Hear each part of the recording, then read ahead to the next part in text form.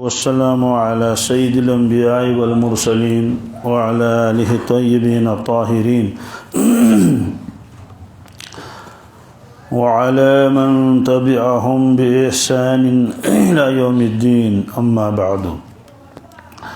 قال الله تبارك وتعالى في القرآن المجيد: فأعوذ بالله من الشيطان الرجيم. بسم الله الرحمن الرحيم. له معقبات من بين يديه ومن خلفه يحفظونه من أمر الله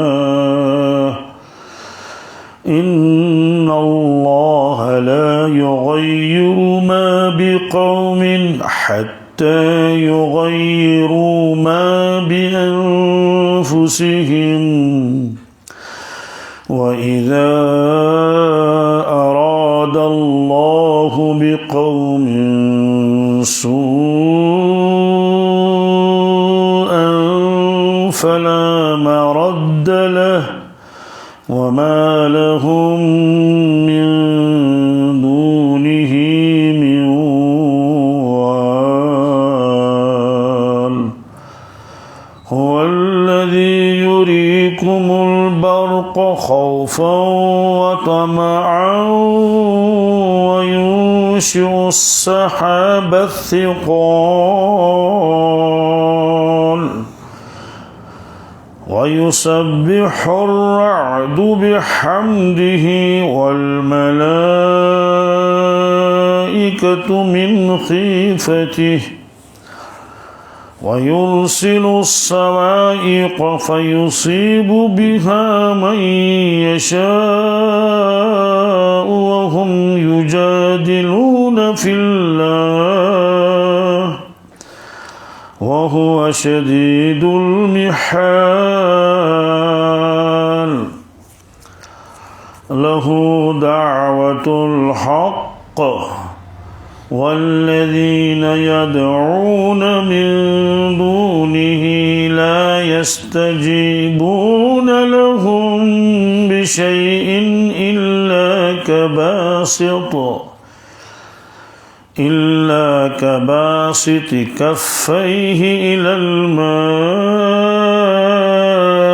ليبلغ فاه وما هو ببالغه وما دعاء الكافرين إلا في ضلال. ولله يسجد من في السماوات والأرض طوعا وكرها وظلالهم بالغدو والآصال.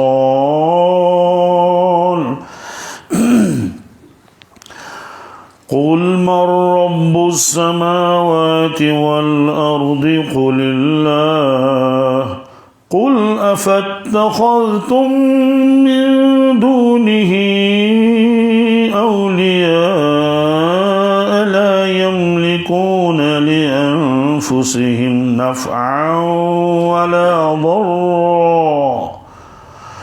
قل هل يستوي الأعمى والبصير أم هل تستوي الظلمات والنور أم جعلوا لله شركاء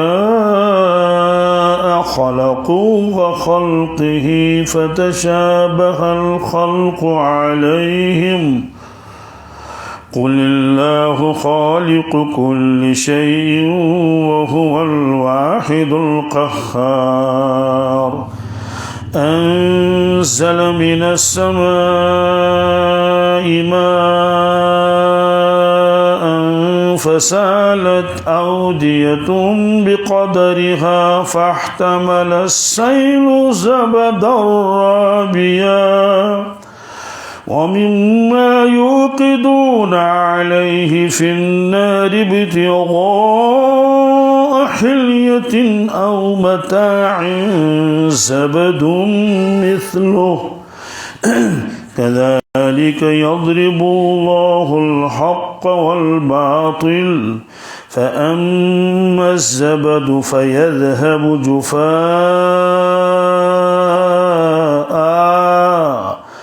وأما ما ينفع الناس فيمكث في الأرض كذلك يضرب الله الأمثال للذين استجابوا لربهم الحسنى والذين لم يستجيبوا له لو أن لهم ما في الأرض جميعا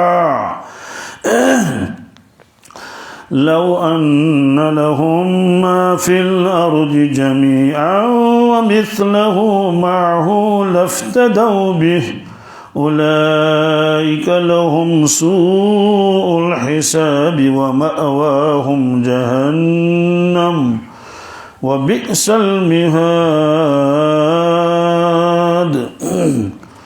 صدق اللہ العظیم۔ یہ سورہ رعد ہے، 11ویں آیت سے میں نے تلاوت کی اور رکوع ختم کر لیا۔ یہ 18 آیتیں ہوئی۔ ان آیتوں میں اللہ تبارک تعالیٰ کیا فرماتے ہیں؟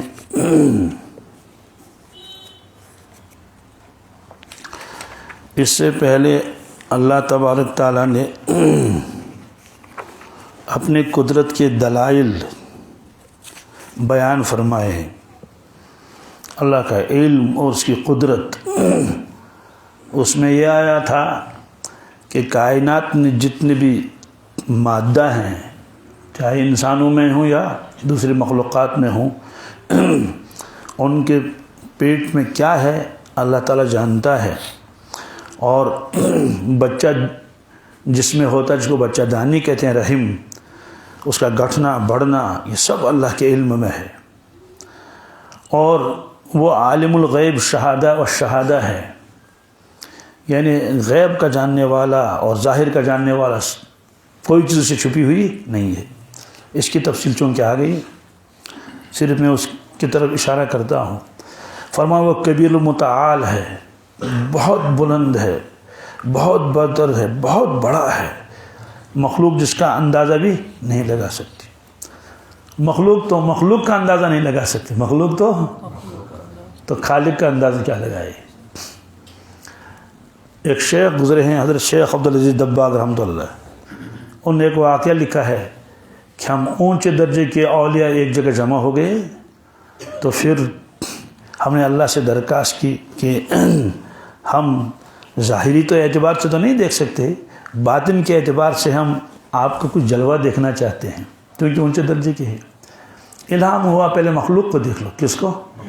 مخلوق کو دیکھ لو، اور الگ الگ۔ تو ہم نے مراقبہ کیا اور ہم مخلوق کو دیکھنے لگے، مخلوق کو، چنانچہ سمندری مخلوق، خشکی مخلوق، ستارے، سیارے، سب ہم نے الگ الگ کر کے بہت مخلوق۔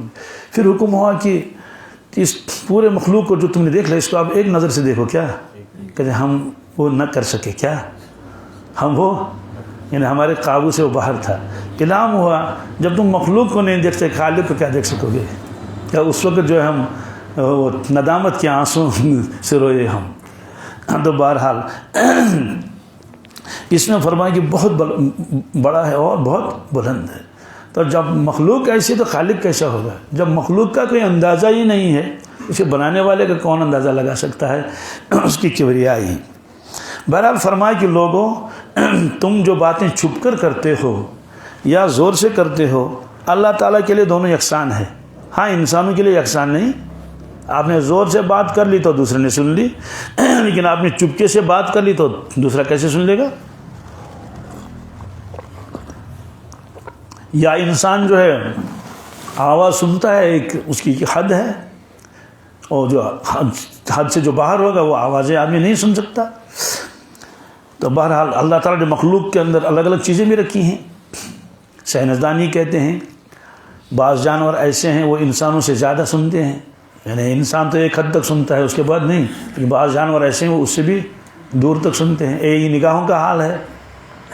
تو بہرحال یہ فرمایا کہ لوگوں تم چھپ کے بات کر لو آہستہ سے یا زور سے، یکساں ہے کیا؟ اور جو کچھ رات میں چھپنے والا ہے، جو کچھ دن میں کھلا ہوا ہے، سب اللہ کے سامنے برابر ہے۔ تو انسانوں کے اعتبار سے تو یہ ہے کہ اندھیرے میں کوئی چیز نظر نہیں آتی ہے، لیکن اللہ تعالیٰ کے لیے اندھیرا اور اجالا دونوں برابر ہیں۔ بہرحال یہ آیتیں اس کے وہ جو آ رہے ہیں لہو معقباتن، اس میں فرشتوں کا تذکر ہے۔ کس کا؟ پہلے اس کا لفظی ترجمہ ہے لہو معقباتن، اسی کی ملکیت ہے، اسی کے مملوک ہے معقبات۔ یہ معقبات کس کو کہتے ہیں؟ یہ معقبتن کی جمع ہے۔ تو معقبتن عربی میں کہتے ہیں اس جماعت کو جو دوسری جماعت کے پیچھے آ جائے متصلاً، کیا درمیان میں گیپ نہیں ہونی چاہیے۔ جیسے ڈیوٹی ہوتے ہیں نا، جب تک یہ آدمی نہیں آئے گا تب تک یہ آدمی اپنی ڈیوٹی کو چھوڑ نہیں سکتا، اس کو وہیں رہنا ضروری ہے۔ یہ آیا، اب یہ آدمی چلا جائے گا، تو متصلاً۔ تو معقبات کہتے ہیں فرشتوں کو۔ کیا؟ وہ فرشتے باری باری آتے رہتے ہیں، چونکہ بہت سارے لوگ دنیا میں فرشتوں کی عبادت کرتے ہیں، فرضی طور ہی صحیح فرشتوں کی عبادت کرتے ہیں۔ اللہ تعالیٰ نے فرمایا جن کی تم عبادت کرتے ہو وہ بھی میری مملوک ہیں، وہ بھی میری، لہذا وہ بھی عبادت کے لائق نہیں۔ سوچنا چاہیے مخلوق میں چاہے جو بھی مخلوق بڑے سے بڑا ہو، جیسے جبریل ہے، میکائیل ہے، 600 پار ہیں، اگر اللہ تعالیٰ جبریل کو پیدا نہ کرتا بالفرض تو جبریل ہوتے؟ اگر اللہ تبارک تعالیٰ بڑے بڑے جو جنات ہیں اور جو بھی ہیں ان کو پیدا نہ کرتا وہ ہوتے؟ تو معلوم یہ ہوا کہ اللہ نے ان کو بھی پیدا کیا ہے۔ اگر وہ ہوتے ہی نہیں تو ان کا وجود بھی ہوتا نہیں، تو نام بھی نہیں ہوتا۔ اس لیے اللہ نے چاہے کسی بڑے کو بڑے سے بڑے کو پیدا کیا، چاہے وہ انبیاء علیہ السلام ہوں، اولیاء ہوں، فرشتے ہوں، جو بھی ہوں، تو ان میں ایک بھی معبود نہیں ہو سکتا، کیونکہ وہ سب مخلوق ہے اور مخلوق معبود نہیں ہو سکتا۔ یہ فرمایا کہ انہی کی مملوک ہیں وہ فرشتے جو باری باری آتے ہیں، من بین یدیہ و من خلفہ، انسان کے آگے اور انسان کے پیچھے، یحفظونہ من امر اللہ، اللہ کے حکم سے وہ انسانوں کی حفاظت کرتے ہیں، انسانوں کی۔ تو حدیث میں ہے یہ فرشتے آتے ہیں، انسانوں کی حفاظت کرتے ہیں، کہیں گر نہ جائے، کہیں چوٹ نہ آ جائے، ایکسیڈنٹ نہ ہو جائے۔ تو اسی طرح سے جب آدمی سوتا ہے تو فرشتے نگرانی کرتے ہیں کوئی کیڑا آ کے اس کے کان میں نہ گھس جائے۔ تو سمندر میں کشتی ہے، اللہ تعالیٰ فرشتوں کو بھیجتے ہیں کہ ان کی کیا کر لیں، حفاظت کر لیں۔ لوگ درختوں پر چڑھتے ہیں، کوئی اخروٹ اتارتا ہے، کوئی کچھ کر لیتا ہے، یہ سارا نظام جو ہے اللہ نے اس کے لیے انتظامات کے ہیں، حفاظت کرتے ہیں۔ ہوائی جہازوں کی بھی حفاظت کرتے ہیں، کس کی؟ تو اللہ تعالیٰ نے فرمایا یحفظونہ، اللہ تبارک تعالیٰ دیکھ بھال کرتے ہیں انسان کی، من امر، یہ فرشتے کرتے ہیں حفاظت من امر اللہ، اللہ کے حکم سے۔ اب اس پر مسئلہ یہ ہے کہ جب اللہ تعالیٰ حفاظت فرماتے ہیں تو پھر حادثات نہیں ہونے چاہیے۔ حادثات فرماتے کہ ہاں حادثات اس وقت ہوتے ہیں جب اللہ تبارک تعالیٰ خود چاہتے ہیں کہ اب اس آدمی کو مرنا ہے، اس آدمی کو، اور وہ مرے گا حادثے میں۔ کس میں مرے گا؟ تو جو فرشتے ہوتے ہیں حفاظت کے، یہ حفاظت کے فرشتے اس وقت دور رہتے ہیں، یہ انسان کی حفاظت نہیں کرتے ہیں۔ یہی وجہ ہے کہ ماہر سے ماہر ڈرائیور جو سالہ سال سے گاڑی چلا رہا ہے، اسکوٹر چلا رہا ہے، جب حادثہ ہوتا ہے، جب اسے پوچھتے ہیں کہ بھائی کیا ہوا کیا، وہ کہتے ہیں میری سمجھ میں نہیں آتا ہے، حالانکہ وہ ماہر ہے۔ یہاں ہماری وادی میں جو ہے وہ اخروٹ کے درخت ہوتے ہیں، اس میں سے اخروٹ اتارے جاتے ہیں۔ ایک آدمی جو 20 سال سے ایک ہی اخروٹ کا درخت مثلا اس کے آنگن میں ہے، وہ 20 سال سے اس سے اخروٹ اتارتا رہتا ہے، ماہر ہے، کیا ہے، عادت ہے اس کی۔ اب 20 سال تو وہ گرا نہیں کبھی، لیکن ایک مرتبہ اتفاقاً وہ گر گیا۔ سوال کیوں گر گیا؟ اناڑی تھا کیا؟ اناڑی تو نہیں تھا، پھر ہوا کیا؟ وہ خود کہتا ہے کہ پیر پھسل گیا، وہ ہو، یہ ہوا۔ وہ اصل میں یہی ہے، اس وقت فرشتے اس کی حفاظت نہیں کرتے ہیں۔ یہی وجہ ہے کہ فرشتوں کے اوپر ایمان لانا ضروری ہے۔ ایمان لانا، آمنت باللہ و ملائکتہ، میں ایمان لاتا ہوں اللہ پر اور اس کے سارے فرشتوں پر۔ پھر فرشتوں کی الگ الگ ڈیوٹیاں ہیں، وہ الگ مسئلہ ہے، لیکن بہرحال حفاظت کے فرشتے بھی ہیں۔ ایک روایت میں 360 فرشتے ہیں، کتنے؟ حفاظت کے لیے۔ تو یہ فرمایا کہ یہ باری باری آتے ہیں، یہ روایت پہلے بھی آ چکی ہے۔ تو باری باری آتے ہیں، اس کا کیا مطلب ہے؟ یہ حدیث میں ہے کہ فجر کی نماز کے وقت اور عصر کے وقت ان کی تبدیلی ہوتی ہے. اس وقت ہمارے ساتھ فرشتے ہیں، یہ ہمارے ساتھ رہیں گے عصر تک. عصر کی نماز کے وقت دوسرے فرشتے آئیں گے، اور یہ جو ہمارے ساتھ فرشتے ہیں یہ چلے جائیں گے، یہ چلیں. وہ جو عصر کے وقت ہمارے ساتھ فرشتے آئیں گے وہ رات بھر ہمارے ساتھ رہیں گے فجر تک. تو سلسلہ یہی ہے، فجر سے عصر، عصر سے فجر، فجر سے عصر. تو یہ حفاظت بھی کرتے ہیں، اور دوسرے بھی جو بھی کام ہوں اللہ نے لگا رکھے ہوں. کرام کاتبین بھی ہوتے ہیں. تو ایک روایت میں یہ ہے کہ اللہ تعالیٰ ان فرشتوں سے پوچھتے ہیں، یا ملائکتی کیف ترکتم عبادی، فرشتوں مجھے بتاؤ میرے بندے کیا کر رہے تھے جب تم نے ان کو رخصت کر لیا، یا جب یہاں سے آپ گئے. تو وہ کہتے ہیں کہ یا رب اتیناہم ہم یصلون ترکناہم ہم یصلون، اب جب یہاں سے گئے تھے فجر میں وہ نماز پڑھتے تھے، اور جب ہم نے عصر کی نماز میں ان کو رخصت کیا تو وہ نماز پڑھتے تھے 2 وقت. ان 2 وقتوں کی خصوصیت بھی ہے. انہی 2 وقتوں کی قسم بھی اللہ نے کھائی ہے. والفجر، قسم ہے فجر کی، والعصر، قسم ہے عصر کی. صحابہ کرام نے عرض کیا یا رسول اللہ صلی اللہ علیہ وسلم کیا ہم اپنے اللہ کو دیکھ سکتے ہیں؟ آپ نے فرمایا انکم سترون ربکم کما ترون لیلۃ البدر. فرمایا بالکل آپ دیکھیں گے اپنے اللہ تعالیٰ کو آخرت میں، جنت میں، جیسے تم دیکھتے ہو 14ویں رات کے چاند کو، کہ بھیڑ بھی نہیں ہوتی ہے اور دیکھنے میں کوئی رکاوٹ بھی نہیں. لیکن ساتھ میں یہ بھی فرمایا فَإِنِ اسْتَطَعْتُمْ أَلَّا تُغْلَبُوا عَلَى صَلَاةٍ قَبْلَ طُلُوعِ الشَّمْسِ وَقَبْلَ الْغُرُوبِ فَافْعَلُوا. فرمایا کہ 2 کام کرنے پڑیں گے، یعنی ہمت کرنی پڑے گی 2 چیزوں کے بارے میں. کن کے؟ 2 چیز. جی تم سے ہو سکے کیا کہ 2 نمازوں کے بارے میں آپ مغلوب نہ ہونا. کیا؟ اللہ تغلبو، اللہ جی یعنی نفس کے ساتھ، شیطان کے ساتھ جنگ کرنی پڑے گی، لیکن ہارنا نہیں، کیا جیتنا ہی. وہ نماز کون ہے؟ قبل طلوع الشمس و قبل الغروب، سورج طلوع ہونے سے پہلے جو نماز پڑھی جاتی ہے اور سورج غروب ہونے سے پہلے جو نماز پڑھی جاتی ہے، فجر کی اور عصر کی. تو شارحین نے لکھا اس حدیث کے اندر کہ ان 2 وقتوں کے پابندی میں یہ اثر اللہ نے رکھا ہے، اس شخص کو اللہ کا دیدار نصیب ہوگا. بہرحال تو یہاں فرمایا کہ یہ فرشتے باری باری آتے ہیں، تو یہی ہے عصر اور فجر. آگے فرماتے ہیں اللہ تعالیٰ ان اللہ لا یغیر ما بقوم حتی یغیر ما بانفسہم. پہلے اس کا ترجمہ دیکھیں، پھر اس کے کئی مطلب لکھے ہیں مفسرین کرام نے. لفظی ترجمہ ان اللہ لا یغیر، بے شک یقیناً اللہ تعالیٰ نہیں بدلتے ہیں، ما حالات، بقوم کسی قوم کے، حتی یغیروا یہاں تک کہ وہ لوگ خود بدل دیں، ما ان حالتوں کو بانفسہم جو ان کے ذاتوں کے ساتھ وابستہ ہیں. اس کا کیا مطلب ہے؟ ایک مطلب اس کا یہ ہے اللہ تعالیٰ جب کسی قوم کو نعمتیں عطا فرماتے ہیں، مثلا رزق میں فراوانی ہے، صحت ہے، عزتیں ہیں، نعمتیں ہیں، تو اللہ تعالیٰ چھینتا نہیں. کیا جب نعمت دے دی تو چھینے گی کیوں؟ فرماتے ہیں کہ ہاں اگر لوگوں نے گڑبڑ شروع کر دی، نافرمانیاں کی اور اللہ کی نعمتوں کی قدر نہیں کی، ناقدری کی، تو اللہ تبارک تعالیٰ اپنی نعمتوں کو واپس اٹھاتے ہیں، اپنی نعمتوں کو، کہ یہ قوم اب ان نعمتوں کے لائق نہیں ہے، کیوں انہوں نے اللہ کی نعمتوں کی کیا کی؟ بے قدری کی. یہ بیان قرآن پاک میں بھی ہے ایک جگہ. اس میں اللہ تعالیٰ کیا فرماتے ہیں؟ ایک بستی کا واقعہ بیان فرماتے ہیں، ایک بستی کا واقعہ بیان فرماتے ہیں. وضرب الله مثلا قرية كانت آمنة مطمئنة يأتيها رزقها رغدا من كل مكان فكفرت بأنعم الله فأذاقها الله لباس الجوع والخوف بما كانوا يصنعون. اللہ تعالیٰ فرماتے ہیں ایک بستی تھی، آئندہ بھی ہو سکتی ہیں. اس بستی میں امن تھا. کیا تھا؟ انتہا درجے کا امن تھا، اور وہ لوگ مطمئن تھے. کیا تھے؟ کوئی جھگڑا نہیں، کوئی فساد نہیں، کوئی پریشانی نہیں، کوئی رزق کی کمی نہیں. یاتیہا رزقہا رغدا من کل مکان، اس بستی میں ہر طرف سے رزق آتا تھا. کیا؟ اس راستے سے بھی رزق آتا تھا، تو کاروبار تھے اور یہ تھے.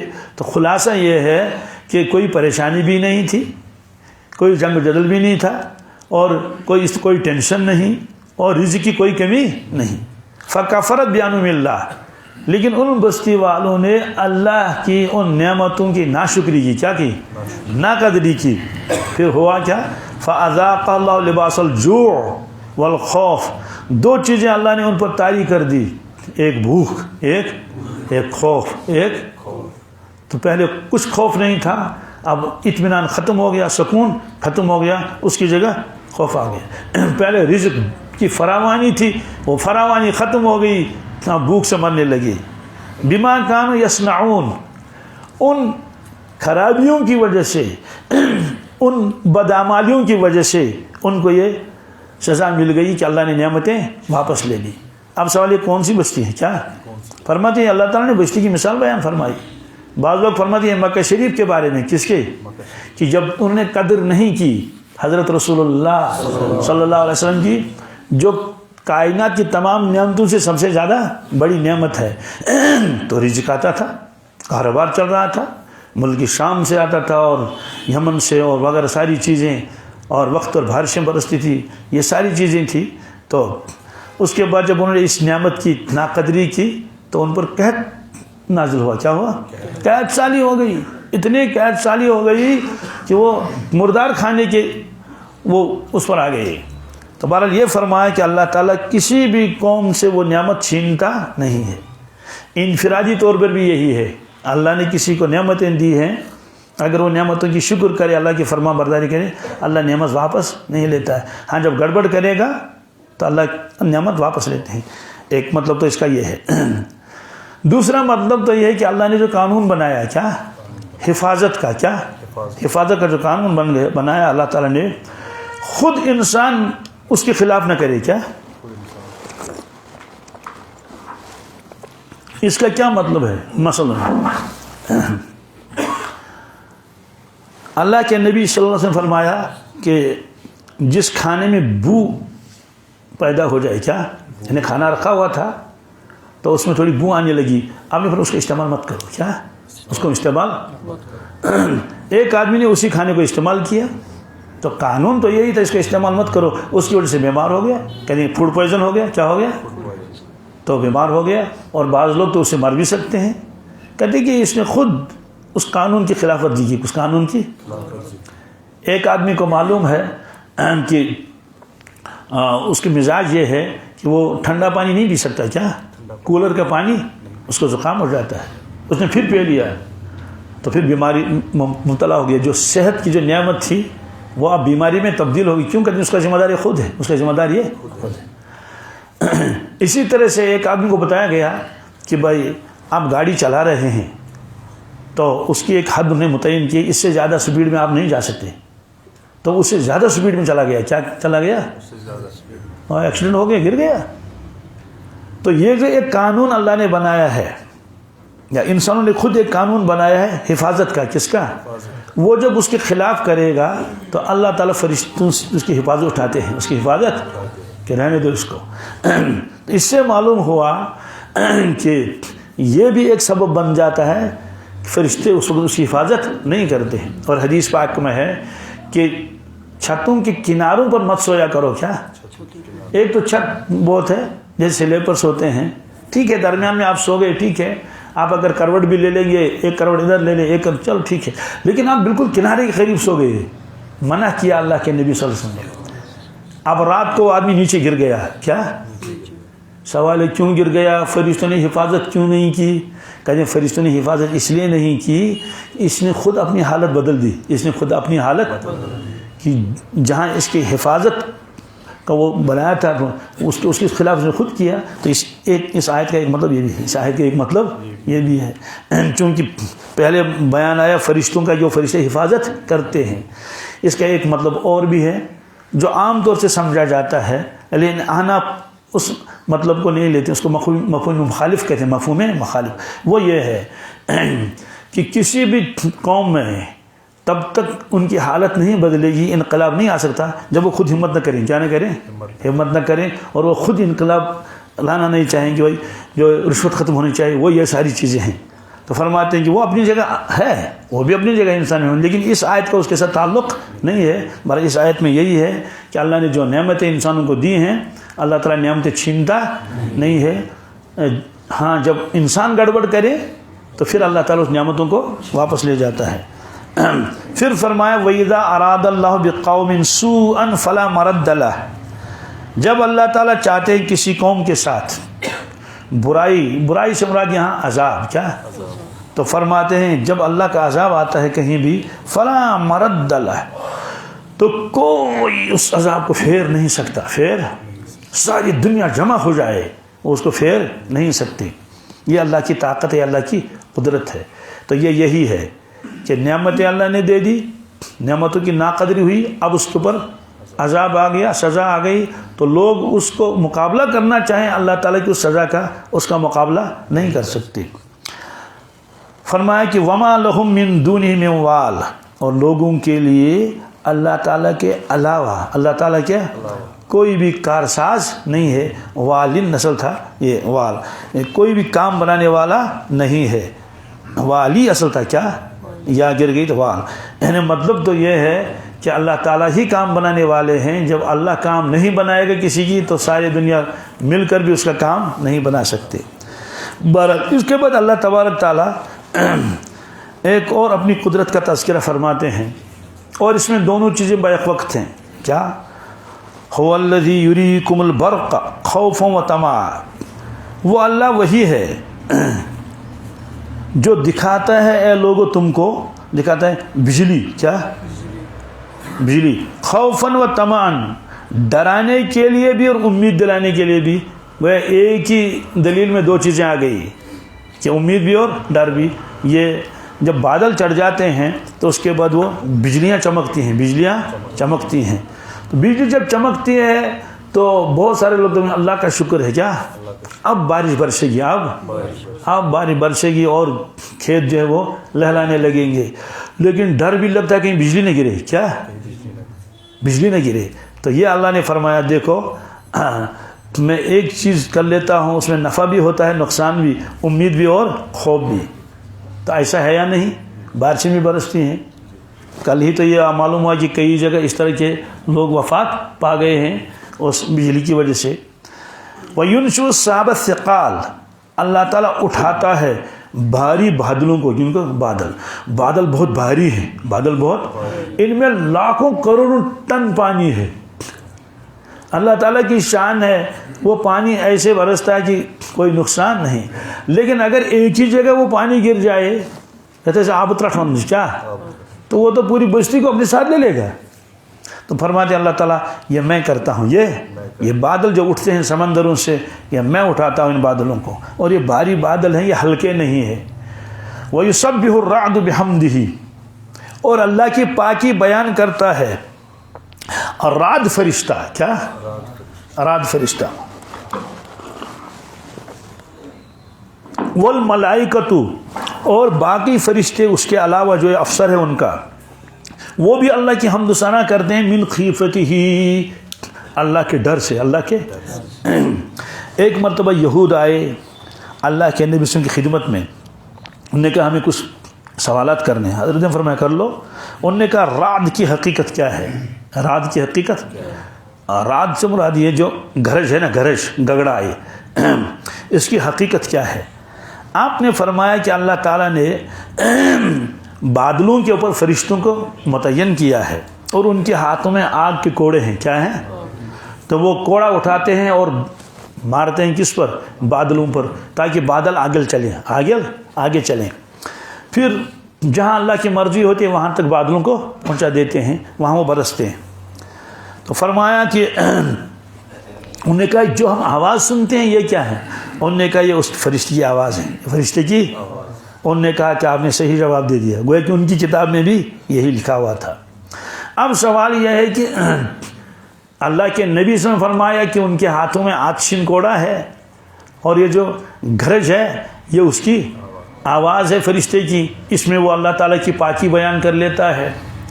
لیکن جب سائنسی اعتبار سے دیکھیں گے تو اس میں تو اور کوئی چیز ہے، بات سمجھا گئی، یہ آپس میں ٹکراؤ ہو جاتا ہے، اس کی وجہ سے آوازیں نکلتی ہیں۔ کہتے ہیں کہ ہاں یہ سبب قریب ہے، یہ سبب قریب تو قریبی سبب یہ ہے. سبب بعید وہی ہے جو فرمایا اللہ کے نبی صلی اللہ علیہ وسلم. اس کی میں مثال بتاتا ہوں. پوچھا گیا کہ بھونچال کیوں آتے ہیں؟ بھونچال آپ نے فرمایا جب زمین پر نافرمانی ہوتی ہے. کیا؟ جب زمین پر نافرمانی ہوتی ہے، اللہ تعالیٰ ناراض ہوتے ہیں، تو پھر اللہ تبارک تعالیٰ ایک نظر ڈالتے ہیں ناراضگی کی زمین کے اوپر. جس حصے پر وہ نظر ڈالیں گے ناراضگی کی، اس حصے پر بھونچال آتا ہے. وہ زمین گھبراتی ہے. وہ زمین ظاہری اعتبار سے سائنس یہ کہے گی کہ یوں ہوا وہ ہوا، بات سمجھے. آتش فشان پہاڑ پھٹ گیا تو ٹھیک ہے، یہ تو قریبی ہے جو انسانوں کو بھی نظر آتا ہے، لیکن اس کے پیچھے کون سی حقیقت ہے؟ اس کے پیچھے تو قرآن پاک اور حدیث مبارک اس حقیقت کو بیان فرماتے ہیں. اگر اللہ تبارک تعالیٰ ناراض نہیں ہو جائیں گے تو نظر ہی نہیں ڈالیں گے. جب نظر نہیں ڈالیں گے تو آتش فشان پہاڑ پھٹے گا ہی نہیں، تو بھونچال اور زلزلے نہیں آئیں گے. تو بہرحال یہاں فرمایا کہ یہ فرشتہ ہے. کیا ہے؟ فرشتہ ہے. تو یہ بھی صحیح ہے اور وہ بھی صحیح ہے. تو سبب قریب بھی صحیح، سبب بعید بھی صحیح. اس کی میں مثال بتاتا ہوں. قریب اور بعید کیا چیز ہے. آپ کسی سے بھی کہیں کہ بھائی انسان کی پیدائش کس سے ہوتی ہے، کیا وہ کہے گا نطفے سے. یہی تو کہے گا نا کہ مرد اور عورت کا نطفہ مل جاتا ہے تو اس سے انسان بن جاتا ہے. یہ اللہ نے بھی فرمایا ہم نے انسان کو نطفے سے بنایا. کیا؟ انا خلقناہ من نطفۃ امشاج ملا ہوا. کئی جگہ یہ ہے، لیکن اللہ ہی نے فرمایا میں نے انسان کو مٹی سے پیدا کیا. کس سے؟ سوال ہے کہ مٹی سے پیدا کیا یا نطفے سے پیدا کیا؟ کہ دونوں صحیح ہیں. کیا؟ ظاہری اعتبار سے جو قریبی سبب ہے وہ نطفہ ہے. وہ تو سائنسدان بھی یہی کہیں گے، ڈاکٹر بھی یہی کہیں گے کہ نطفے سے انسان بن جاتا ہے. اور اللہ تعالیٰ نے فرمایا اس کا ایک سبب اور بھی ہے، وہ سبب بعید ہے. وہ سبب وہ مٹی ہے. کیا؟ کیونکہ اس کی طرف زیادہ جان جائے گا نہیں، لیکن اگر غور کریں گے وہ بھی سمجھ میں آئے گا. کیوں؟ کہتے ہیں نطفہ بنایا خون سے. کیا؟ خون بنایا غذا سے، اور غذا نکلتا کہاں سے؟ زمین سے. اگر زمین ہی نہیں ہوتی تو غذائیں کہاں ہوتی؟ جب غذا ہی نہیں تو خون کیسے بنتا؟ جب خون ہی نہیں تو نطفہ کسے بنے گا؟ تو بہرحال اس میں فرمایا یہ فرشتہ ہے، یہ اللہ تبارک تعالیٰ کی حمد و ثنا کرتا ہے. چونکہ اس سورت کا نام یہ سورہ رعد، سورہ اس سے معلوم ہے کہ اللہ تعالیٰ سبحان اللہ کہ فرشتے بھی گھبراتے ہیں. کیا؟ مقرب فرشتے یہ ڈرتے ہیں اللہ سے، اور پھر اس کی حمد و ثنا کرتے ہیں. وَيُرْسِلُ الصَّوَاعِقَ اللہ تعالیٰ بجلیاں بھیجتا ہے. کیا؟ بھیجتا ہے جی. فَيُصِيبُ بِهَا مَن يَشَاءُ تو بجلی گرتی ہے اس پر جس پر چاہے، جس کا کہیں درختوں پر گر جاتی ہے، کہیں انسانوں پر گر جاتی ہے، کئی مکانوں پر گر جاتی ہے. تو فرمایا کہ یہ ہے وہ جس میں تمنا بھی آدمی کو ہوتی ہے، امید بھی بارشیں برسیں گی، ڈر بھی ہوتا ہے کہیں بجلی نہ گرے. وَهُمْ يُجَادِلُونَ فِي اللَّهِ اللہ تعالیٰ فرماتے لوگوں کو کیا ہوا، یہ اللہ تعالیٰ کے بارے میں جھگڑتے ہیں. کیا کرتے ہیں؟ رسول اللہ صلی اللہ علیہ وسلم سے بحث کرتے ہیں اس کے وحدہ لا شریک ہونے میں. وَهُوَ شَدِيدُ الْمِحَالِ حالانکہ اللہ تبارک تعالیٰ سخت پکڑ کرنے والے ہیں. کیا مطلب؟ تو یہ ہے کہ یہ جو جھگڑا کر رہے ہیں اس پر تو فوراً پکڑ آنی چاہیے، لیکن چونکہ وہ حلیم بھی ہے. کیا؟ اس لیے وہ درگزر فرماتے ہیں، ڈھیل بھی دیتے ہیں. دوسرا شدید المحال کا مطلب یہ ہے وہ جو کام کرتا ہے وہ تدبیر کے ساتھ کرتا ہے. کیا؟ اور تدبیر کے ساتھ پکڑتا بھی ہے. اس لیے اللہ کی پکڑ سے کوئی آدمی بھاگ نہیں سکتا. دوسری جگہ اللہ تعالیٰ نے فرمایا ان بطش ربک لشدید بے شک تمہارے رب کی پکڑ بہت زبردست ہے. حدیث پاک میں ایک واقعہ ہے کہ عرب کا ایک بہت بڑا آدمی تھا، چودھری قسم کا، لیکن تکبر بہت تھا اس میں. تو اللہ کے نبی صلی اللہ علیہ وسلم نے ان کے پاس ایک آدمی بھیجا کہ ان کو کہو ہمارے پاس آؤ. قاصد نے جا کر کہا کہ اللہ کے نبی صلی اللہ علیہ وسلم آپ کو یاد فرما رہے ہیں. اس نے کہا کون رسول؟ کیسا رسول؟ اللہ تعالیٰ کیا چیز ہے؟ تمہارا اللہ سونے کا یا چاندی کا ہے؟ یعنی بہت گستاخانہ الفاظ کہے اس نے. تو جب وہ یہ الفاظ کہی رہا تھا تو اللہ تعالیٰ کا جلال آ گیا، بادل چڑھ گئے. کیا؟ اور فوراً ایک بجلی گری اس کی گردن پر، تو اس کی کھوپڑی الگ ہو گئی، اس کا جسم الگ ہو گیا. ایسے ایک روایت میں ہے کہ عامر ابن طفیل اور اربد ابن ربیعہ یہ اللہ کے نبی صلی اللہ علیہ وسلم کی خدمت میں حاضر ہوئے اور کہنے لگے ہم اسلام لائیں گے لیکن اس کے لیے شرط یہ ہے کہ کیا کہ آپ کے بعد ہمیں خلافت ملنی چاہیے. کیا ملنی چاہیے؟ آپ کی جگہ ہم ہوں. آپ نے فرمایا یہ نہیں ہو سکتا ہے. کیا اسلام قبول کرنا ہے تو قبول کر لو. انہوں نے کہا کہ ہم حملہ کریں گے. کیا کریں گے؟ اور مدینہ کی وادیوں کو بھریں گے لشکر کے ساتھ سوار اور پیدل. بہرحال آپ نے فرمایا اللہ تعالیٰ تم کو روک دیں گے. اللہ تعالیٰ ان کو انصار مدینہ ان کو روکیں گے. انصار مدینہ ان کو آگے نہیں آنے دیں گے. بہرحال دونوں چلے اور انہوں نے یہی ارادہ کیا اب ہم حملہ کریں گے کس پر؟ مدینہ طیبہ پر. ابھی وہ جا ہی رہے تو بادل چڑھ گیا. بادل اس میں سے ایک بجلی جو گری وہ تو اربد پر گری. کس پر؟ وہ تو وہیں ڈھیر ہو گیا. اور جو دوسرا تھا عامر وہ گھر جا کر جو ہے وہ اس کے گلٹی نکل گئی اس کی کالرا کی. کس کی؟ تو وہ اس میں مر گیا. دونوں ختم ہو گئے. بہرحال حدیث میں ہے کہ جب کڑک ہو کیا ہو گرج ہو تو اس وقت دعا کرنی چاہیے اللہم لا تقتلنا بغضبک ولا تہلکنا بعذابک وعافنا قبل ذالک. وعافنا یہ روایت میں ہے. اس کا مطلب ہے کہ یا اللہ اپنے غضب سے ہم کو ختم نہ کریں. اپنے غضب سے ہم کو اور اپنے عذاب سے ہم کو ہلاک مت کرنا اور ہم کو عافیت عطا فرما اس سے پہلے ہی. تو بہرحال اس میں یہ آیا کہ گرج جو ہے فرشتہ ہے. لہو دعوت الحق. لہو اب چونکہ دنیا میں لوگ مانگتے بھی تھے اور دعا مانگنا یہ مستقل عبادت ہے. اللہ تعالیٰ فرماتے ہیں سچی پکار تو اللہ کے لیے ہے. کیا اس کے کیا مطلب؟ اس کا مطلب یہ ہے کہ برحق دعا صرف اللہ کے لیے خاص ہے. کس کے لیے؟ وہی زندگی دے گا, وہی رزق دیتا ہے, وہی اولاد دے گا.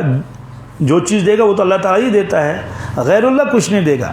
یہ فرمایا کہ لہو دعوت الحق برحق دعا اللہ کے لیے ہی ہے جو دعا ضائع نہیں ہو جاتی ہے. والذین یدعون من دونہ جو اللہ تعالیٰ کے علاوہ دوسروں سے مانگتے ہیں لا یستجیبون لہم بالشیء وہ ان کو کسی چیز کا جواب بھی نہیں دے سکتے. کسی کام کا جواب نہیں دے سکتے ہیں. جیسے کوئی آدمی پتھر سے مانگے, درخت سے مانگے اور کسی سے مانگے یا اپنے جیسے محتاجوں سے مانگے, کسی سے بھی مانگے, اللہ تعالیٰ فن وہ جواب بھی نہیں دیں گے. کیا سوال کہ انہوں نے بہت مانگا کہ جواب کیوں نہیں ملا یا ملے گا کچھ کہ نہیں. کہتے ہیں ان کی مثال تو ایسی ہے اللہ کا باسط کا فیل الماء جیسے ایک آدمی جو ہے پانی کے کنارے پر ہے, دریا کے کنارے پر ہے یا کنویں کے کنارے پر ہے تو وہ پانی سے کہتا ہے کہ آ جاؤ مجھے پیاس لگی ہے میرے منہ میں آ جاؤ میرے.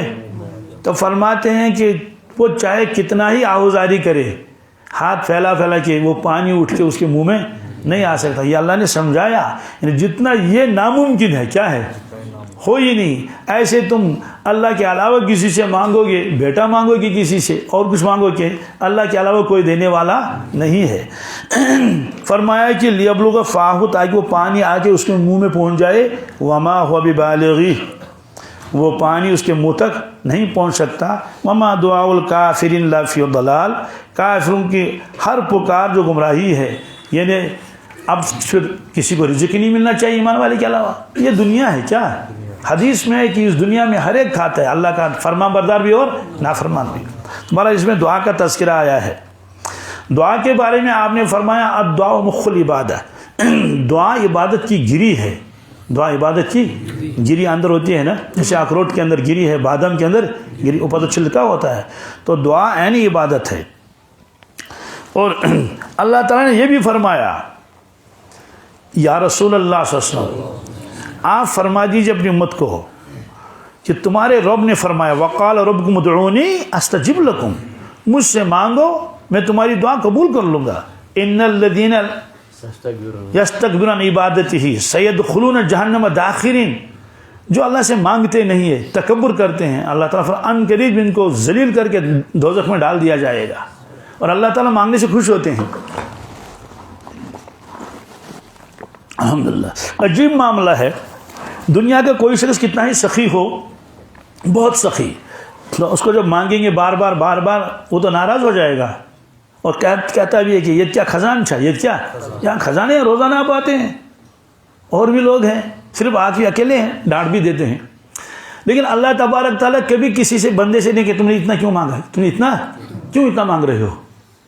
تو اللہ اس لیے فرمایا کہ بندوں سے کہہ دو، میرے بندوں سے وہ مانگے اور میں ان کو دے دوں گا. اب وہ الگ بات یہ ہے کہ اللہ کے نبی صلی اللہ علیہ وسلم نے فرمایا ہر دعا قبول ہوتی ہے. کیا؟ ایک آدمی کہے گا جناب میں نے تو فلاں دعا مانگی تھی کہ مجھے نوکری مل جائے، مجھے فلاں چیز وہ تو ملی نہیں. تو اس کا جواب دیا اللہ کے نبی صلی اللہ علیہ وسلم نے، یا تو وہی چیز ملے گی جو مانگی، یا تو وہی چیز ملے گی، یا کوئی مصیبت آئی تھی یا آنے والی تھی، اس دعا کی برکت سے اللہ تعالیٰ نے اس مصیبت کو دور کر دیا. معلوم ہوا کہ دعا مانگنے سے مصیبتیں دور ہو جاتی ہیں، اور جو آنے والی تھیں وہ واپس جاتی ہیں. کتنی چیزیں ہوں گی؟ 2. تیسرا یہ ہے کہ وہ دعا اللہ نے محفوظ رکھی. کیا؟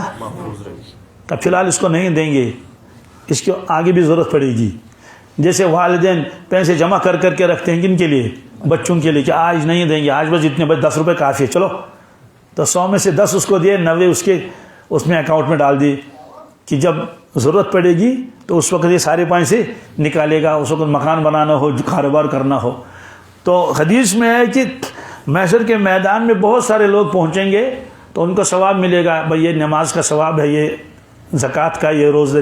وہ دیکھیں گے اور بھی ثواب ہے پہاڑوں کے برابر.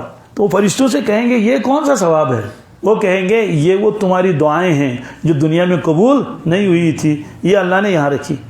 تو حدیث پاک میں اس وقت وہ لوگ کہیں گے کہ کاش ہماری کوئی دعا قبول ہی نہ ہوئی ہوتی، ہماری کوئی دعا قبول ہی، آج سب ہم کو یہاں مل جاتا. بہرحال اس میں فرمایا تھا کہ دعا بھی ایک عبادت ہے. وَلِلَّهِ يَسْجُدُ مَنْ فِي السَّمَاوَاتِ وَالْأَرْضِ.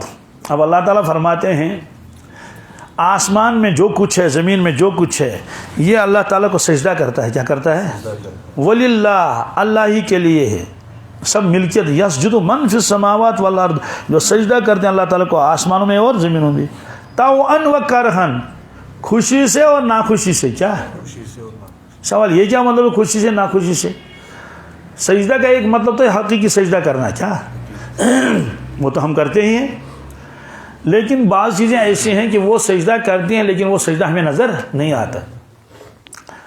قرآن پاک نے فرمایا آسمانوں میں جو ہے وہ سجدہ کرتے ہیں، زمین میں سورج سجدہ کرتا ہے، چاند سجدہ کرتا ہے، اور ستارے سجدہ کرتے ہیں، اور پہاڑ سجدے کرتے ہیں. قرآن پاک میں ہے. تو یہ آگے آئے گی وہ آیات کہ الم تر ان لا یسجد من فی السماوات والشمس والقمر والنجوم والجبال والشجر، یہ سارا والدواب، چوپائے اوپائے سارے سجدہ کرتے ہیں اللہ تعالیٰ کو. تو یہ سارے منقاد ہیں. حضرت ابو ذر غفاری فرماتے ہیں رضی اللہ تعالیٰ عنہ، میں اللہ کے نبی صلی اللہ علیہ وسلم کے ساتھ تھا تو اسی وقت سورج ڈوب گیا، ڈوبنے کے قریب تھا تو پھر اس کے بعد ڈوب گیا. تو مجھ سے پوچھا رسول اللہ صلی اللہ علیہ وسلم نے کہ ابو ذر یہ سورج کہاں جاتا ہے؟ میں نے کہا مجھے معلوم نہیں، واللہ اعلم. آپ نے فرمایا تحت العرش. کیا؟ ثم تسجد، یہ عرش کے نیچے جاتا ہے، سجدہ کرتا ہے. ثم تستاذن، پھر اللہ سے اجازت لیتا ہے کہ مجھے کل چڑھنا ہے، یا اللہ تعالیٰ فرماتے ہیں ٹھیک ہے چلو آگے. فرمایا ایک دن آئے گا یہ سجدہ کرے گا، اللہ تعالیٰ فرمائیں گے آج میں آپ کے سجدے کو قبول نہیں کروں گا. وہ اجازت چاہے گا کہ مجھے آگے بڑھنے کی اجازت ہے، اللہ فرمائیں گے نہیں، ارجعی، کیا من حیث جیت، واپس جاؤ. تو سورج کو آگے جانے نہیں دیا جائے گا، تو وہ واپس آئے گا. جب واپس آئے گا تو سارا نظام ہی بدل جائے گا. جب آگے بڑھا ہی نہ تو چڑھے گا کیا؟ ہاں صبح کو لوگ انتظار میں ہوں گے، سورج طلوع ہو جائے گا، لیکن سورج طلوع ہوگا نہیں. بہت دیر کے بعد طلوع ہوگا مغرب سے. کس سے؟ اس کو کہتے ہیں طلوع الشمس من المغرب. یہ قیامت کی علامتوں میں سے ایک علامت ہے. یہ مغرب کی طرف کیوں طلوع ہو جائے گا؟ مغرب سے. فرمایا یہ اعلان ہوگا تمام دنیا کے لوگوں کے لیے، دنیا کے لوگوں آج تک توبہ کا دروازہ کھلا ہوا تھا، آج ہم نے اس کو بند کر دیا. آج ہم نے اس کا بیان قرآن پاک میں بھی ہے، بند کر دیا. اب یہ کھلے گا نہیں قیامت تک. تو جو اس سے باہر رہا وہ باہر رہا. تو اگر کوئی مسلمان توبہ کرنا چاہے مسلمان گناہوں سے، اس کی توبہ بھی قبول اگر کوئی اسلام میں داخل ہونا چاہے، اپنے کفر شرک سے توبہ کرنا چاہے، اس کی بھی توبہ قبول نہیں ہوگی۔ تو معلوم ہے کہ سورج بھی سجدہ کرتا ہے، درخت بھی سجدہ کرتے ہیں۔ سورہ رحمان میں ہے وَالنَّجْمُ وَالشَّجَرُ يَسْجُدَانِ، نجم کہتے ہیں ان درختوں کو جو خود تنے پر کھڑے نہیں ہوتے ہیں بلکہ زمین پر پھیل جاتے ہیں، جیسے تربوزے کا درخت، کیا تربوزہ ہے، خربوزہ ہے، کریلا ہے، یہ سارے ان کو نجم کہتے ہیں۔ کیا نجم؟ تارے کو بھی نجم کہتے ہیں، اس کو بھی نجم کہتے ہیں۔ تو اللہ تعالیٰ فرماتے ہیں وَالنَّجْمُ وَالشَّجَرُ يَسْجُدَانِ، یہ جو پھیلتے ہیں یہ پودے یہ بھی سجدہ کرتے ہیں، اور جو درخت ہیں شجر جو اپنے تنے پر کھڑے ہیں، چاہے پھلدار ہوں یا بے پھل، مثلا درخت ہیں، اخروٹ کے درخت ہیں اور سیب کے درخت اور آم کے درخت ہیں، یہ دونوں مجھے سجدہ کرتے ہیں، یہ دونوں۔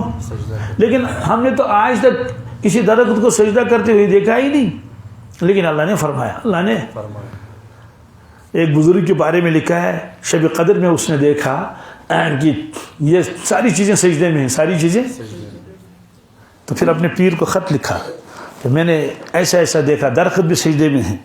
انہوں نے لکھا تلک الاحوال تربا بہا اطفال طریقہ، فرماتے ہیں کہ یہ حالات ایسے ہیں، اس سے تربیت ہو جاتی ہے سالکوں کی، جن کی جیسے کوئی آدمی جا رہا ہے تو درمیان میں مٹھائی کا ایک دانہ اس کو دے دیا، کہیں بسکٹ دے دیا، کہتے ہیں چلو آگے، کیا چلو یہ تو ہو گیا کشف۔ بہرحال فرمایا کہ جو کچھ آسمانوں میں ہے، جو کچھ زمین میں ہے، وہ اللہ کو سجدہ کرتا ہے، خوشی سے اور ناخوشی سے۔ سوال ہے کہ خوشی سے تو کرتے ہیں، ایمان والا سجدہ کرتا ہے، تو اور کون کرتا ہے؟ صرف ایمان والا ہی سجدہ کرتا ہے اللہ تعالیٰ کو، ناخوشی سے۔ اس کا مطلب یہ ہے اللہ کا حکم جاری ہے، اللہ کا حکم جاری ہے۔ جو شخص اللہ کو مانتا ہے اس پر بھی اللہ کا حکم جاری ہے، جو شخص اللہ کو نہیں مانتا اس پر بھی اللہ کا حکم جاری ہے۔ کیسے؟ اللہ چاہے کسی کو بیمار کرنا تو بیمار ہو جائے گا، نہیں ہو جائے گا؟ اللہ تعالیٰ کسی کو عاجز بنانا چاہے معذور ہو جائے گا، نہیں ہو جائے گا؟ اللہ تبارک تعالیٰ کسی کے جو اس نے پلان بنایا تھا اس کو فیل کرنا چاہے تو ہو جائے گا، نہیں ہو جائے گا؟ تو معلوم یہ ہوگا اگر کوئی شخص اللہ کو مانتا ہی نہیں ہے اور ایتھیسٹ ہے، تب بھی وہ اللہ کی قدرت کے سامنے کیا ہے؟ عاجز ہے اور بے بس ہے، عاجز ہے اور اس لیے فرمایا کہ طوعاً و کرہاً وظلالہم، سبحان اللہ، جتنی چیزیں دنیا میں ہیں وہ سجدہ کرتی ہیں، ان کے سائے بھی سجدہ کرتے ہیں، ان کے سائے بھی، جیسے انسان ہیں ہم تو سجدہ کرتے ہی ہیں، تو ان کا سایہ بھی سجدہ کرتا ہے۔ ویسے ایک تو یہ ہے کہ جب ہم سجدہ کرتے ہیں تو جھکتے ہیں، اگر ہم دھوپ میں نماز پڑھیں گے نا، جب ہم کھڑا رہیں گے تو سایہ کیا رہے گا، اور جب ہم جھک جائیں گے تو سایہ بھی جھک جائے گا، تو سایہ بھی تو سجدہ کرتا ہے۔ لیکن اس کے علاوہ جو سائے ہیں بظاہر مثلا درخت ہے، کیا وہ تو جھکے گا نہیں؟ اللہ تعالیٰ فرماتے ہیں یہ درخت بھی مجھے سجدہ کرتا ہے، اس کا سایہ بھی مجھے سجدہ کرتا ہے، اس کا سایہ بھی مجھے سجدہ کرتا ہے۔ تو اب اس کی قدرت دیکھ لیجئے، بالغدو والآصال، صبح کو اور شام کو، کیا سوال صبح کو اور شام کو ان دو وقتوں کی تخصیص کیوں کی؟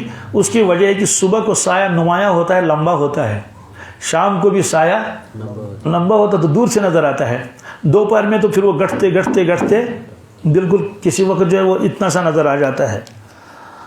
قل من رب السماوات والارض، یا رسول اللہ صلی اللہ علیہ وسلم، آپ ان لوگوں سے پوچھ لیجئے کہ بتاؤ آسمانوں اور زمینوں کا رب کون ہے؟ آسمان اور زمین کا رب، اور جن کی تم پوجا کرتے ہو، عبادت کرتے ہو، ان میں کون ہے ان کا رب؟ وہ خاموش رہیں گے۔ کیا اگر انہیں کہا اللہ تعالیٰ ہے، کیا ہے، تو بس مقصد تو ہو گیا، پھر اسی کی عبادت کرو۔ کہتے ہیں چونکہ وہ کہیں گے نہیں، وہ خاموش رہیں گے، آپ فرمانا قل اللہ، آپ فرما دیں گے کہ آسمان اور زمین کا بنانے والا اور اس کا رب اللہ تعالیٰ ہے۔ قل، یہ بھی فرمائیے ان سے، افتخذتم من دون اولیاء، تو کیا تم لوگوں نے اللہ کو چھوڑ کر دوسرے کو اپنا کارساز بنایا ہے کہ ہمارے کام بنائیں گے، یہ بیٹے دے گا، یہ صحت دے گا، یہ نوکری دے گا؟ اللہ فرمائے لا یملکون لانفسہم نفعا ولا ضرا، وہ لوگ اپنے لیے نفع و نقصان کا اختیار نہیں رکھتے، وہ لوگ اپنے لیے نفع و نقصان کا، تو تمہارے نفع و نقصان کو میں نے کیسے ان کے ہاتھ میں دے دیا ہے؟ تو ان کا نفع و نقصان میرے ہاتھ میں ہے، سب انسانوں کا نفع و نقصان میرے ہاتھ میں ہے۔ قل هل يستوي الاعمى والبصير، ان سے پوچھ لیجئے، یہ سوالات کیجئے ان سے، کیا نابینا اندھا اور بینا برابر ہو سکتے ہیں؟ کیسے ہوئیں گے؟ ایک آدمی نابینا ہے بیچارہ تو کچھ بھی نہیں ہے، پریشان ہے نا، دوسرا آدمی آنکھوں والا ہے خود بھی جا سکتا ہے، پڑھ سکتا ہے، کیا کیا کر سکتا ہے. اس لیے آنکھیں جو ہے یہ بہت بڑی نعمت ہے، بہت بڑی نعمت ہے. تو یہاں اعمیٰ اور بصیر سے کیا مراد ہے؟ یہ سمجھانے کے لیے اعمیٰ اور بصیر میں ہر شخص سمجھ سکتا ہے کہ دونوں برابر نہیں ہو سکتے. دوسرا مطلب یہ ہے اللہ کو پہچاننے والا بصیر ہے، اللہ کو جس نے اللہ کو نہیں پہچانا وہ اعمیٰ ہے. یہ قرآن پاک میں اور بھی جگہ آیت ہے. کیا؟ وَمَنْ كَانَ فِي هَذِهِ أَعْمَى فَهُوَ فِي الْآخِرَةِ أَعْمَى وَأَضَلُّ سَبِيلًا. جو شخص دنیا میں اندھا رہا وہ آخرت میں بھی اندھا ہی ہوگا. سوال اندھے کو کیا بیچارے کو یہ سزا مل رہی ہے کہ یہاں بھی اندھا وہاں بھی اندھا؟ فرماتے ہیں کہ یہ مراد ہے جس نے دنیا میں اللہ کو نہیں پہچانا. کیا؟ گویا کہ وہ اندھا ہی ہے تو محشر کے میدان میں اندھا اٹھے گا. اور یہ قرآن پاک میں کئی جگہ ہے. وَمَنْ أَعْرَضَ عَنْ ذِكْرِي فَإِنَّ لَهُ مَعِيشَةً ضَنْكًا وَنَحْشُرُهُ يَوْمَ الْقِيَامَةِ أَعْمَى قَالَ رَبِّ لِمَ حَشَرْتَنِي أَعْمَى وَقَدْ كُنْتُ بَصِيرًا قَالَ كَذَلِكَ أَتَتْكَ آيَاتُنَا فَنَسِيتَهَا وَكَذَلِكَ الْيَوْمَ تُنْسَى. اللہ تعالیٰ فرماتے ہیں جس نے مجھے بلا دیا، جس نے مجھے وَمَنْ أَعْرَضَ منکر ہو گیا، اعراض کیا عن ذکری، اس کو دو سزا ملیں گے دنیا میں. معیشتاً ضنکا، کیا؟ پریشان. کیا؟ اس کا سینہ پریشان ہوگا. دل، روپے پیسے تو بہت ہوں گے لیکن اس کے دل میں اطمینان اور سکون، اس لیے کہ دل کو اطمینان سکون ملتا اللہ کی یاد سے، اس کے تو ہے ہی نہیں وہ. اور محشر کے میدان میں اس کو اندھا اٹھائیں گے تو وہ اللہ سے عرض کرے گا قال رب لم حشرتنی اعمی وقد كنت بصیرا. یا اللہ آپ نے مجھ کو اندھا کیوں اٹھایا؟ میں تو دنیا میں بینا تھا، آنکھوں والا تھا، میرے آنکھوں میں روشنی تھی. تو جواب آئے گا كذلك أتتك آياتنا فنسيتها وكذلك اليوم تنسى. عدلے کا بدلہ ہو گیا. عدلے کا دنیا میں تمہارے پاس میری آیتیں آ چکی تھی جس میں توحید کا بیان تھا، رسالت کا بیان تھا، آخرت کا یہ سارا تھا. کہتے ہیں کہ تم نے اللہ کو بلایا، اللہ کو اور آیتوں کو بلایا، آج اس کا بدلہ یہ ہے، آج آپ کو بلا دیا گیا. اس لیے اس میں فرمایا کہ ان سے پوچھیں اعمیٰ اور بصیر برابر نہیں ہو سکتے. ام هل تستوی الظلمات والنور، ان سے پوچھ لیجیے کیا اندھیرا اور روشنی دونوں برابر ہو سکتے ہیں؟ کیا دن اور رات برابر ہو سکتے ہیں؟ رات میں کچھ بھی نظر نہیں آئے گا اور دن تو دن ہے. فرماتے یہاں مراد یہ ہے ایمان اور کفر برابر نہیں ہو سکتے. ایمان کی روشنی ہے، ایمان کی وہ ایمان والے کے سینے میں ہے، اور جس کے سینے میں ایمان نہیں ہوگا ایمان کی روشنی اس کے سینے میں، یہ دونوں برابر نہیں ہو سکتے. ام جعلوا للہ شرکا، کیا دنیا کے لوگوں نے اللہ تعالیٰ کے لیے شریک متعین کیے ہیں؟ یہ اللہ کا شریک ہے، یہ اللہ کا شریک ہے، یہ بھی اللہ کا شریک ہے، اس کو اللہ نے فلاں ڈپارٹمنٹ دیا، اس کو فلاں ڈپارٹمنٹ دیا ہے، فلاں کام. کیا اللہ تعالیٰ نے ان لوگوں نے مخلوق کو شریک بنایا ہے؟ خلقو کا خلق ہی، اور جن کو شریک بنایا ہے انہوں نے بھی پیدا کیے چیزوں کو جیسے چیزوں کو پیدا کرا اللہ تعالیٰ. کیا فرماتے ہیں کہ کیا انہوں نے ان لوگوں کو میرا شریک ٹھہرایا ہے کہ انہوں نے بھی کچھ بنایا؟ مثلا اللہ تعالیٰ نے سورج بنایا، چاند دوسرے نے بنا لیا، اور اللہ تعالیٰ نے کروڑوں ستارے بنائے تو ادھر ایک دم انہوں نے کہا ہم نے بھی تو ستارے بنائے، ہم نے بھی. اللہ تعالیٰ نے انسانوں کو پیدا کیا تو کوئی آئے گا جناب ہم نے بھی تو انسانوں کو پیدا کیا، آپ نے 10 لاکھ کیے، ہم نے بھی تو 10,000 کیے. تو اگر ایسا ہوتا کہ مخلوق نے بھی مخلوق کو پیدا کیا اللہ نے بھی، پھر تو اشتباہ ہوتا. کیا ایک آدمی کے بارے میں تو پتہ نہیں آپ کو اللہ نے پیدا کیا یا فلاں نے پیدا کیا. کیا ان سے پوچھو کہ کیا اللہ کے علاوہ کسی نے کسی کو پیدا کیا؟ کسی نے کسی کو کسی نے بھی نہیں. اب آپ کہیں گے جناب جہاز تو انسانوں نے بنایا، کیا اس کو پیدا کرنا تھوڑی کہتے ہیں.